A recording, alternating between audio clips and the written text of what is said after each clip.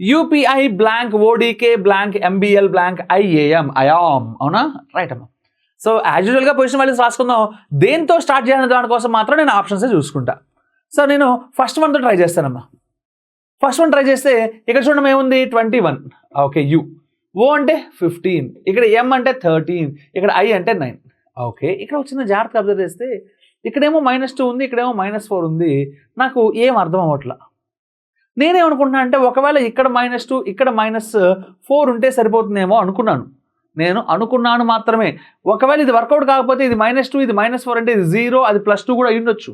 అలాగూ ట్రై చేసి ఉండేవాడిని ఇది కాకపోయి ఉంటే. మల్టిపుల్ వేస్ అనేది ట్రై చేసేవాడిని. అవునా?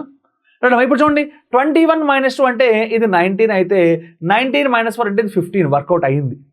వర్కౌట్ అయిందా అవ్వలేదా? అయ్యింది కాబట్టి నాకు కాన్ఫిడెన్స్ వచ్చింది. 19 అంటే ఎవరమ్మా? ఎస్. ఓకే, ఎస్ అంటే వీళ్ళిద్దరిలో ఉన్నాడు కాబట్టి వీళ్ళిద్దరిని రూల్డ్ అవుట్ తీసేయి.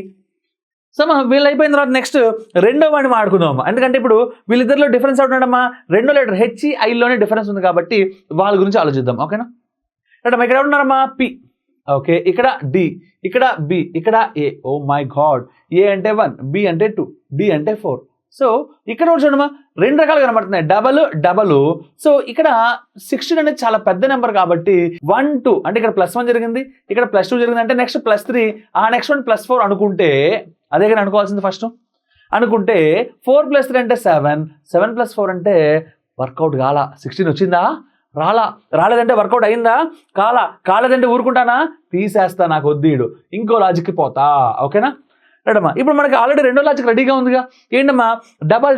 అవునా? 1 డబల్ చేస్తే 2, 2 డబల్ చేస్తే 4 అంటే 4 డబల్ చేసేది ఎంత అవ్వాలి? 8, 8ని డబల్ చేసేది ఎంత అవ్వాలి? 16. ఎస్, ఇది మ్యాచ్ అయింది కాబట్టి ఇక్కడ 8 ఉండాలి.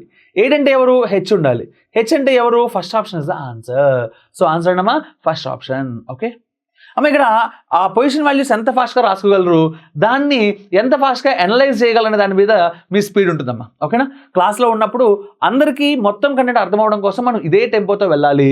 బట్ ఎగ్జామ్లో మీరు ఇదే టెంపో కాకుండా ఇంకా ఎంత స్పీడ్, ఎంత అగ్రెసివ్గా చేయగలరు అనేది మీరు చూపించండి. ఓకేనా?